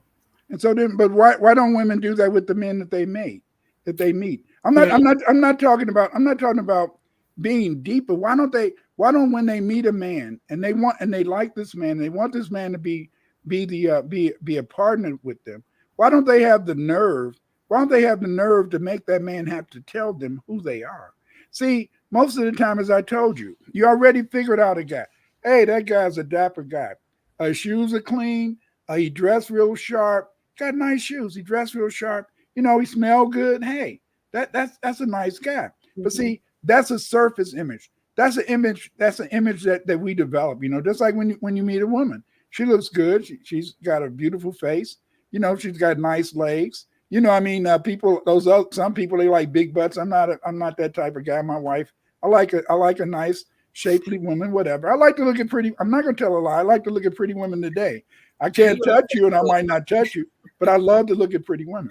But the point is, this is that that's just the surface. But see, as long as we don't make that man or that woman really have to tell us who they really are. See, you have to move beyond. You got to move beyond, in a sense, what we see on the surface, because what we see on the surface, that's nothing. See, that's nothing. That's nothing. Most of the time, and it's sad, but I was like this too. Most of the time, you feel that if you really like somebody, you should have sex with them because you feel I like them, and so we're supposed to have sex. That's what we feel. But then sometimes, in a sense, you might have to say no. Why? I'm not going to have sex with that person. You see. So then that's why when Kevin Samuels was saying that why does this woman want more from me than she got from a baby daddy? Why can't she want more? See, that's the whole point. See, that's the whole point. You have to demand what you want. Jalen said Adam and Eve in the Bible, an interpretation of the masculine and feminine side of your brain that marry each other, which why we are able to work both sides. We can be nurtured and we can be protectors. Of course you can, but see, the whole point is that you've been taught a lie. That's the biggest lie. The story of Adam and Eve is the biggest lie. Well, it starts off with her coming from him. Right. From there, you know how we're supposed to. And see, and so then that shows you it's a lie. That shows you it's a lie. In Sumerian literature, in ancient literature, man was created from the woman's rib. Yes, because see, what came first, the chicken or the egg? I tell you what came first, the chicken, and then the chicken laid an egg. Therefore, the woman had to be first. So if you're basic, so many people they want to argue with me, and they want to say there's a word that the Bible is the word of God, the Quran is the word of God, all the holy books are the word of God. No, those are interpretations. Right. Those are historical things. See, but see, when a woman demands respect, I'm not saying you have to be saying, RESPECT. No, because look how many babies she had and how many bad men she had. But see, she said a word, but she didn't really take it to heart. See, why can't you, listen to me, why can't you as a woman tell a man that this is who the hell I am, take me or leave me, and mean it. And mean it. See, we don't, go ahead. I think that is an accountability moment that is terrifying for most people because they don't even like themselves, Dr. Winters. That self-love that they were taught in some form or fashion from mom, it's missing or it was overdeveloped. And from there, if you draw a line in the sand and you make somebody stand on it, well, now you might be alone. And you were out here campaigning and saying that you needed to be, with somebody else. That I think that women won't do that as a group because they weren't taught it. They were not taught how to stand on what is, as much as we can just move through life and feel how we want to feel. And it's okay, because I felt like that yesterday, and it's okay if I feel like this today, and you can't make me feel bad about it because I'm human. I'm a woman. I'm a feeling being. But see, but there's nothing wrong with that. But even though you can feel this, you can feel that, then you still remember you have that standard. You see, when you see a Pookie over there and stuff, and you automatically can say, I don't want to be with that damn guy. But then when you can see that faker coming around, and he has everything you want as a faker, but he doesn't have everything you want, because you know why? You haven't investigated him. Mm-hmm. Yes, you've checked his Facebook page, his Instagram, or her Instagram, but you didn't really get into her mind. Right. See, remember, in a sense, that surface image is never who we are. See, you're not Eve of the Instagram. That's just Instagram. That's business. Mm-hmm. And you're doing business for the love of Black people. You're doing business for the love of the Black nation. And then people say, what nation? Well, anyway, you're doing business. Because you're doing business, then you want people, in a sense, to interact. And so then you present a certain thing. But nobody wants to know who you are, and they don't need to know who you are. But that man or that woman who you choose to bring into your life, you have to make them let you know who they are. Mm-hmm. See, but if you're always letting them know who you are, but you never challenge them to make them to give of themselves, then what do you have? See, so all you had to do to make a man run away from you is start to asking things like, oh, what did you grow up? What you didn't like growing up? What do you think made you who the man you are? Why do you think like that? Mm-hmm. See, he gonna run. He ain't coming back. And you know what? That's good. See, that's good because see, It's a vetting process, right? You can. yes, but see, we don't have a vetting process because he's giving you that tingle or she's giving you that tingle. Right. So then you feel okay. We're going to have sex, but then after you have intercourse, remember the average man after you have intercourse, he don't even want to smoke a cigarette. He want to go to sleep, and you want to talk. What the hell is this? Damn, ain't I done yet? I mean, that's just the way people are. No, that's real though. That's real. Making them talk about themselves and then having the ability to talk about that balance. I want to learn about you, but I need you to learn about me too. If you feel like they don't care, well, then maybe you don't even start offering things about yourself. But I think once that disconnect happens, then that's when you're supposed to probably consider if this is the relationship or partnership that you want to be in. But like you said, with the tingly, people are bypassing the vetting process and going straight for the tingly because we can interpret that very easily. And then all of this other stuff is so hard. Trying to figure out why someone acts a certain way might stem from a memory from something bad. You don't want to make them feel bad, but this is why that is. And you'll never know if you never ask them about it. But I like that we're diving here because Russell, he said, I think women are intrigued by a stoic man. And I think he's right. I think most men who are not talking a lot, there's women who want to know why. Why is he so quiet over there? But they What is don't he ask. thinking about? They don't ever ask. Because they don't want to know. They just want to be around that man who is so stoic and just so sure. People start talking because they don't like dead space. They don't like that dead noise. He's right. Russell is right. I am a Virgo. These women force themselves on me. My second son, every girlfriend he had, he had sex with all their friends. They forced themselves on him. He wasn't a hoe. He was just a Virgo. You're right, Russell. You're right. Women, stop. Family, stop. Anybody see Russell? Don't stop those women from messing with him. Russell said he's minding his business. He's not worried. That's right. But no, that's real. Women like to talk. We like to talk about ourselves. And then if the man is halfway decent, then he'll know how to use that to make her feel like this is where she needs to be. From there, if he's only led with the surface things, then you're in a world of hurt once you start finding out some of the deeper things. I had a conversation with a friend of mine who was in an interracial relationship, and they didn't know that their partner didn't use washcloths because it wasn't a conversation that came up until they lived together. I'm like, okay, I guess maybe that's not a conversation you lead with. Like, did you wash your ass today? But maybe some conversations need to be held before we get to the tingly.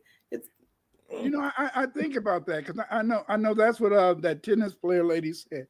I do not understand how can you take a shower without a towel. Now I'll admit when I played football and back in the day and after the game all the guys get in the shower and stuff. I never thought about it back then, but then my mom always taught me to have a washcloth, and it's interesting, but I heard that white people don't do that. Jay Lynn said, I also think you can get friend zoned by men too. You can. And see that, and that's the worst thing that you can do as a man, because once you become friend zone, don't be thinking you're going to have sex. And that, isn't that good sometimes? Because see, sometimes that can interfere with that. Sometimes that can interfere with a good relationship. Because see, the point is that sex is sacred. Sex is sacred, even though we don't believe it's sacred anymore. And we've all done our thing out in the street or whatever. But see, sex is sacred. Sex, having sex can cause many problems. A lot of girls who are very free hearted, they have chlamydia. And because they have chlamydia around, they can't get pregnant because they had so many different sperms and all that type of stuff. But the thing is that it's complicated. And what I'm saying is that we had to move away from this whole idea that love is a state of mind. We had to move away from thinking that it has to be some mental thing, maybe the tingly or some other thing. And I think that we have to move away from this whole idea of thinking that because I think it's love, it's got to be love. But it's, what do we want out of love? Right. And I always had to come back. What do we want out of love? And see, that's what we have to think about. And I think that when you decide on what you want out of love, then therefore you're going to seek that from the person. I mean, don't you think you're going to seek it from the person that you're talking to? That's true. That communication has to happen, because if we're out here trying to do something, or the 50-50 guys with the chicks who want to be stay-at-home wives, that conversation comes up a lot right now because of the environment and the economy. So women who want to live that soft life are leading with, I don't want to work, I want to stay home, I want to do this. And then they're having to find a man who can fulfill those needs. However, if we are approaching all of our relationships, man-woman relationship, your friendships, as what are we doing, then I think a lot of people will realize that they're wasting a lot of time because they're not really doing anything. And then the relationships that they could be working towards something are getting put on the back burner because of the time wasting. And the time wasting is because of a feeling. So now we're just being around people who make us feel good, but aren't pushing us to do anything. But that's not really not really necessary, because see, I know a lot of women say this is that they say that I don't want to work anymore, and they say I want a man who can take care of me. Mm-hmm. But at the same time, these are the same women who every time you look up, there's a package in front of their door that's delivered by Amazon. And so then therefore sometimes I think that a woman, in a sense, who really wants a lot out of life, they may have to work, you see. Right. Because see, it's just nowadays, like nowadays, in a sense, the average man makes, this is our government statistics, so they tell my white folks too. The average man makes $31,000 a year, And so then if he's making $31,000 a year, what is that? They say it takes $100,000 for a child. I had 6 kids, and I guarantee you that if it would have took $600,000, my kids wouldn't have matured and grown, And I remember I was out of work, and I told my wife, I said, well, hell, I'm gonna leave. I'm gonna leave, and that way you can go and get aid and stuff like that. So I said, so I'm gonna leave. She said, no, you're not leaving. If you leave, I'm going with you. So a couple of times I woke up in the middle of the night to try to sneak out. Next thing she was down the step. Where are we going? I said, damn, you're supposed to stay here. Get the food stamps. Take care of the kids. I'm going. Because I mean, in the 70s and 80s, that's what it was all about. Mm-hmm. Running the black man out the house, but she wanted to follow me. Get the hell out of here. I don't want you following me. I'm going to live on the street. But the point is this, what I'm saying is that it's very difficult. It's very difficult because see, I think she could do that with me because she knew me. And I think that most of the time we don't have time to get to know each other. It's scary. It's scary. I'm going to tell you something. Somebody in the chat said it about the phone calls. You'd be on the phone for hours. Yeah. Hours. And that it's missing because people have social media. So now I can just scroll through your page and never have to talk to you. And I can just glean what I want and make this picture of Dr. Winters. And that's what I love. Yeah. And in the event we talk, I've already I already feel for you, and you never had to say anything to me, True, which and is that's kind true. of strange that Like we're Karen in a Vincent. relationship Karen so far. Vincent said, if you say something negative about the women who wear the type of clothing, the women are mostly the ones who call you names. Of course they do. But the point is this, is that we have a disconnect. You see, a lot of times we say we don't like women wear makeup, but then we want a woman with lipsticks on so we can kiss it off. Then we say we don't like women wearing wigs, but then we'll like that woman who's wearing a wig. So we're full of shit. And see, because of the fact in the sense that people are complicated, people are very complicated, and we don't really get to know each other, and it's kind of very hard. And I think that as long as we don't understand that love cannot be the be all of everything. It has to be, in a sense, measured.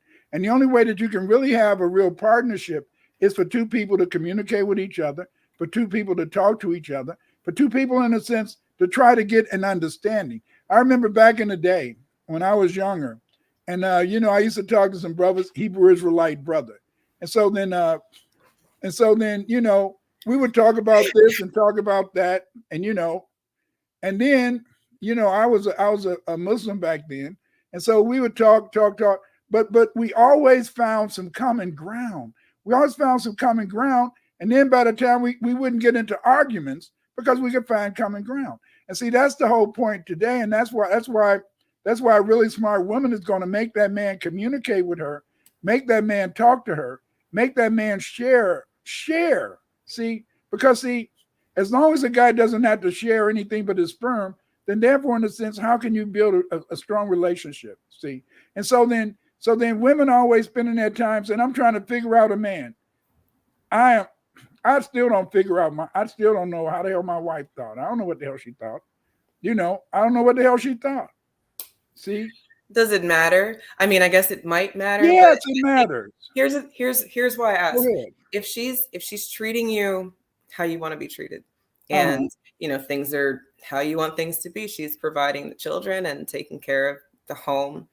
Now, her thoughts might go all over the place, but I'm what is nosy. she doing? I'm you know, nosy. I'm nosy.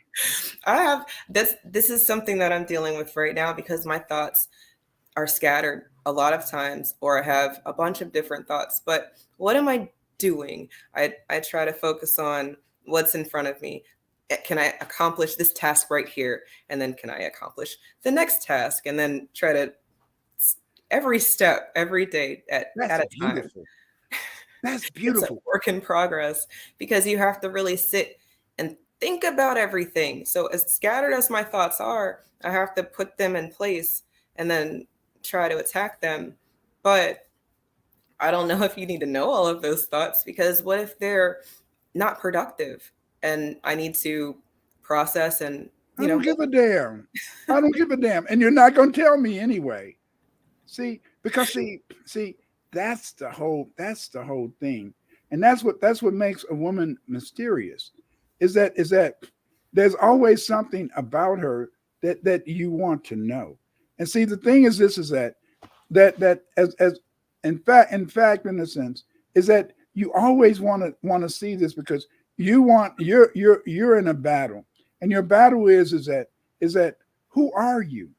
Who are you? See, and that see when I was young, I said, how hard can a woman love you? Because see, I didn't see my grandma loving my grandfather. He was gone. He was dead. I never met my grandfather. My Mhm. mother, in a sense, yeah, she acted like she loved my father, but she was always mad and always arguing at him and stuff like that. So I want to see how much love a woman can see. The average man do not know how much love a woman can give him. I'm not talking about sex because I mean anybody can perform sex. You see, but I'm talking about how much can your woman give you in terms of her? Do you know what I'm saying? And Mhm. see, the only way in the sense that I can get something really from the only way that a man who's with a woman can get something from her is to allow her to be her. And so that's why no, you're not going to tell them every thought, but his thoughts might be mumbled and jumbled too. But see, the point is this is that when you're trying to share, you see the thing that I miss most about my wife what I miss most about my wife is that it's those midnight hours, those times we might just talk. And see that's the whole thing that's very hard. And that's the whole thing that the average woman doesn't feel that she should demand anything from a man. Okay, we're having good sex. It was okay, but we're having good sex. Now let's talk. And he said, "Damn, we hadn't had good sex. I want to go to sleep." But see, but the point is this is that when you try to invade a person's mind, when you're trying to invade a person's mind, and when they can share a little bit of who they are, like my wife before she died, you know, she said, "Clyde, she was very empathic. She could talk to her gods, all that type of shit." And she said, "Clyde, right now," she said, "right now we're in Italy, and she said, I'm your mistress, and I work for you." I said, "Well, I wish I was him. He's younger than me. I'll take his place." And so then, see, I was thinking today. People are always talking about reincarnation. No, it's not reincarnation. It's incarnation. In other words, just like Eve, you're sitting here, but there's another Eve somewhere else, maybe. Plus, there's the evils in heaven. And so then, therefore, in a sense, when you think about it in that way, then you understand is that what is this all about? They say we're here to learn. We're not here to learn. We're here to play a role. That's why if you read the Bible, at the end of the Bible it says, then God closed up the book. That means that we're playing roles. And I don't believe that everybody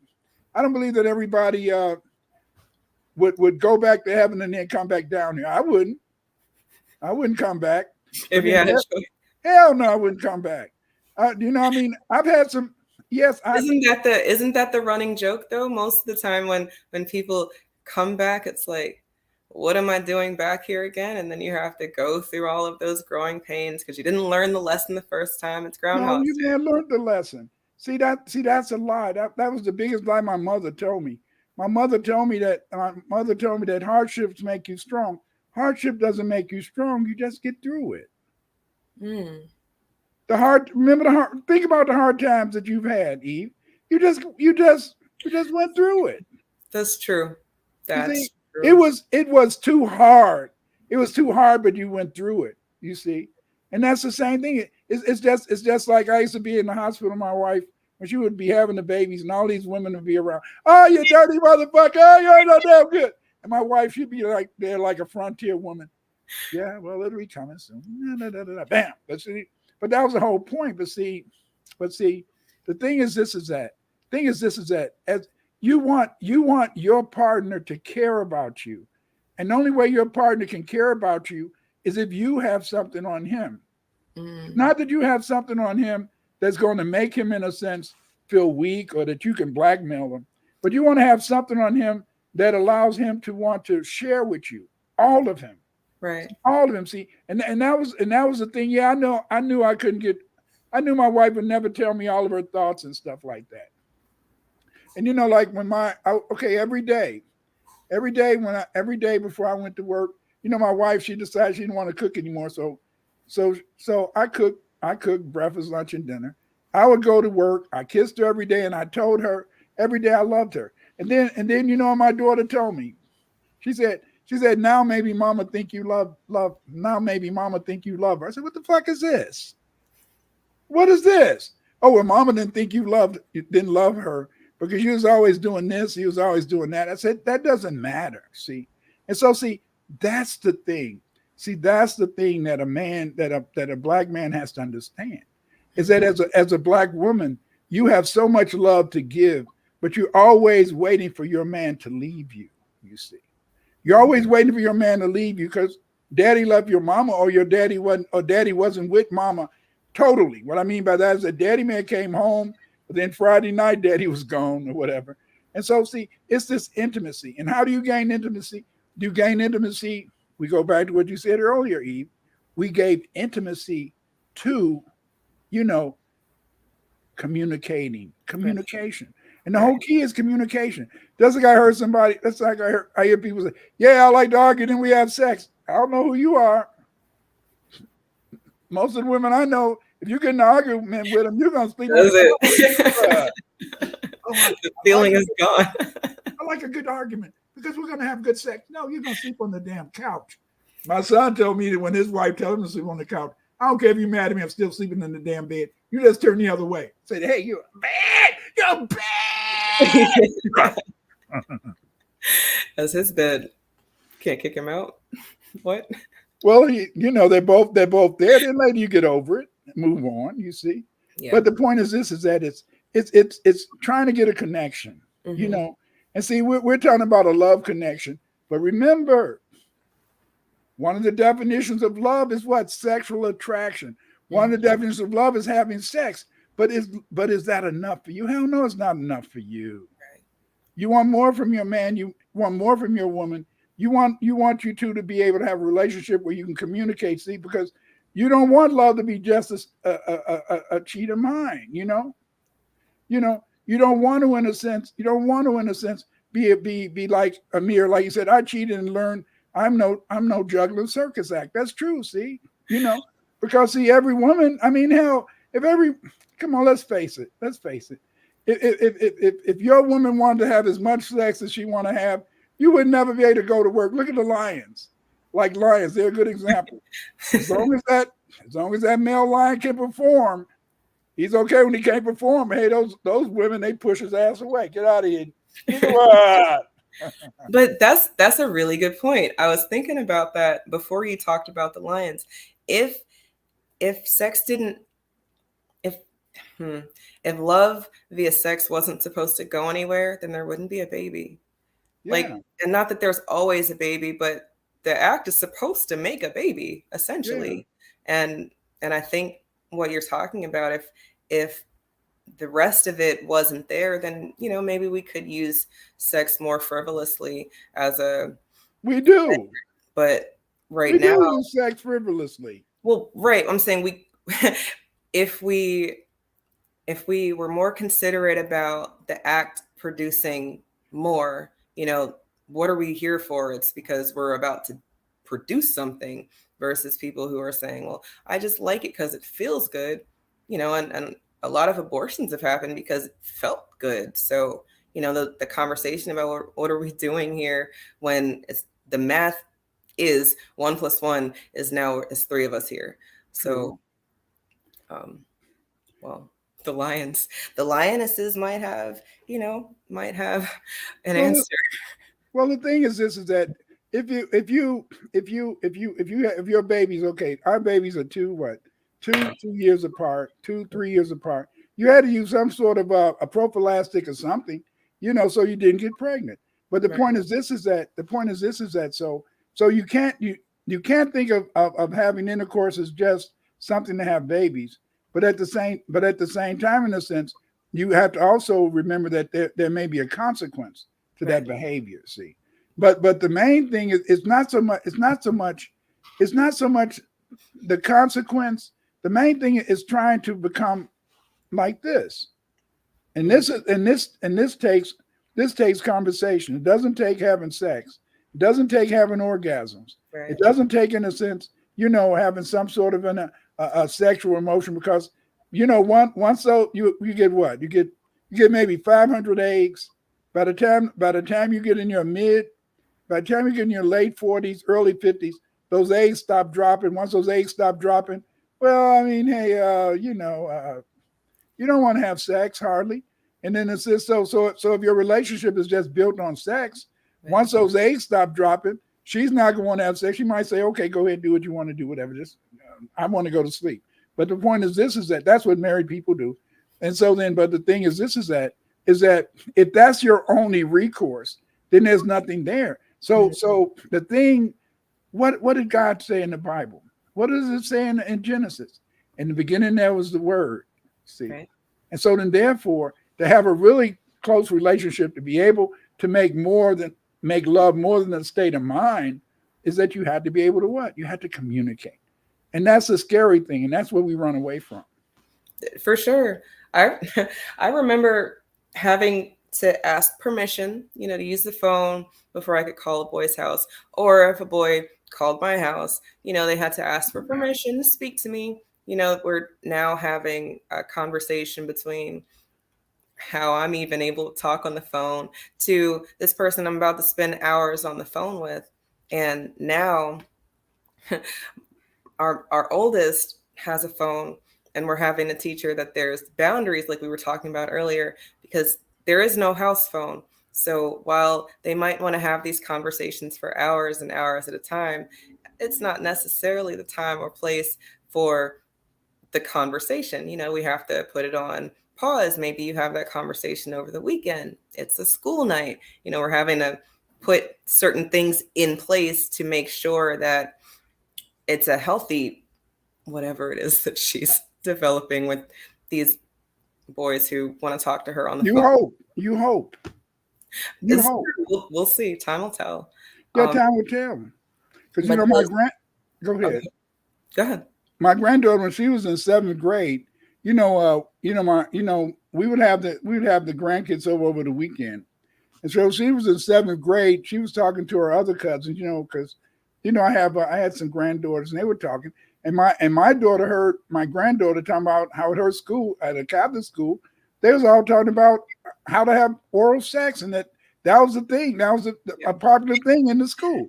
And so then, but the thing is, that's because my daughter was dipping and listening. But the thing is, this is so you have to give your child an understanding of life. You don't have to tell them everything. You don't have to tell them everything. Like my sons, I'll admit, when my sons got a certain age, I said, well, you got to get a Propilastic and put it in your wallet. I don't have a wallet, Pops, we'll buy one. Right. And so, because I said, I don't want you to have any children out of wedlock. What do you mean? I said, this is it. I don't want you to have any children out of wedlock, because if you have children out of wedlock, that girl who has the baby may not allow me to see that child. And we want to see our grandkids. So please don't have a baby out of wedlock, you see. And my sons did that, all except for one. But I mean, what can you say? You know what I'm talking about, because I know you'll listen to this ish. But the thing is that's life. But see, that's the whole point. I remember when I was teaching at Governor State, and I taught educational psychology. And so then I taught education. I taught a lot of ish. And so then what I found is that a lot of people, parents feel guilty, because parents feel that they teach their kids this and they teach their kids that, and then the kids are their own way. And so what I used to try to get my students to understand is that kids are going to do the wrong thing. So parents shouldn't want to punish themselves, because you relay information, you relay knowledge to kids, but that's just it. Like common law, we get complacent. Chemistry, black matter, you're true, because see, I knew when I asked my wife to marry me, I knew I didn't have to get married, because I had game. I knew I didn't have to get married. You see, He's got it. Yeah, I didn't have to get married, but the point is this: I married her because I wanted to give her something more, because it was paper, and because it was paper, it was legit. Yeah, my mother had to sign for me to get married. But the point is this: back then you couldn't get married if you were not 21 as a man, but she could get married when she got 18. So my mom had to come down and sign the paper. I thank my mom for that. She said, "Nigga, you owe me money." Yes, sir. Yes. But the thing is this: is that so it's so easy, because see, if somebody care about you, that's the way it is. But we had to move into a different direction. And so that's what I'm saying, is that love is a state of mind, because I love you today, I'm gone tomorrow. But the point is this: is that when you think in terms of another word for that relationship, for people coming together. How you doing, Tone Fi?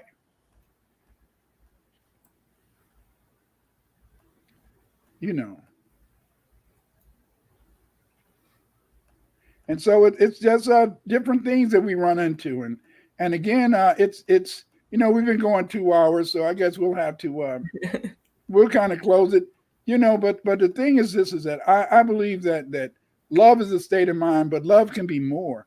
But I think that we have to respect each other, and we have to make each other share who we are, because we're always, in a sense, we're always trying to we're always trying, in a sense, to try to make things the way we want it to be.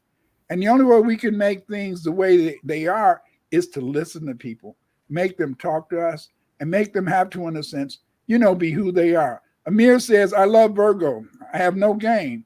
They pull me out of the house." Yeah, that's cool, because I mean, hey, Virgos are fun, but the point is this is that I'm just my wife used to say I generalize. I try not to generalize now, so I don't want to say that everybody is this or that way. But what I do know is this is that how you doing, Gerard? What I do know is this is that we have to share each other and we have to get a meeting of the minds. Did you want to say something? Any final comments? For sure. I love this conversation. You're making me think about things in a way that I haven't in a while.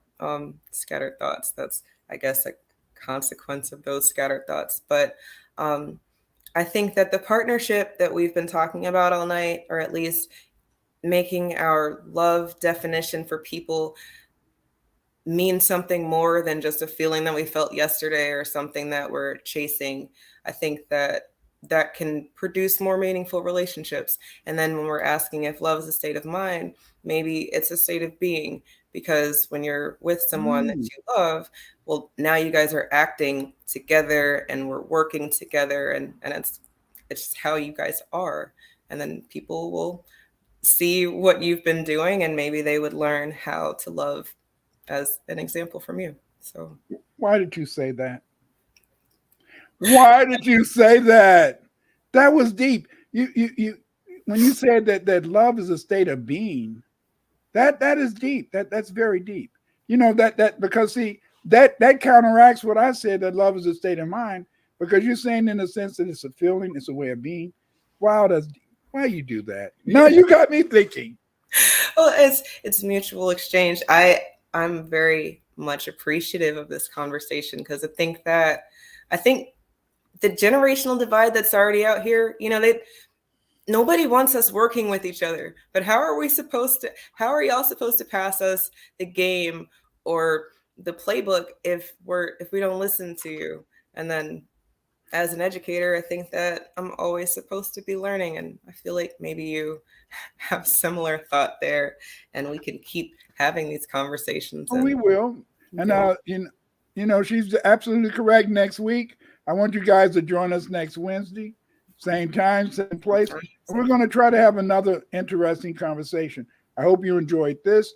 I thank all the people in the chat, because you guys are giving us ideas. You're making us think about things. Like Gerard said, is that thank God created us where we can't read every thought. And so we should be turned off and away. Things left up to curiosity and imagination. He's so right. That was that seduction we were talking about, whether it's the woman who wants to know about that stoic man, or the man who wants to know about the woman who's leaving it up to, the shadows and the silhouettes. Everything doesn't have to be so in your face, and you don't have to be so loud to make someone want to know more. So I like that comment. Yeah, my chemistry like magic. This is true. Some people are so damaged you can't help. You got to work on you. That's true. But the point is this, is that sometimes, like I told you when I was younger, and when I was thinking about tackling people, and when I tackle people, I thought about my mother, and I thought my mother didn't love me. But by me talking with my wife, she was just my girlfriend then. But by us bringing our brains together, by us in a sense talking, she made me realize. See, that's one. I'm a cognitivist. As an educational psychologist, as a psychologist, I'm a cognitivist.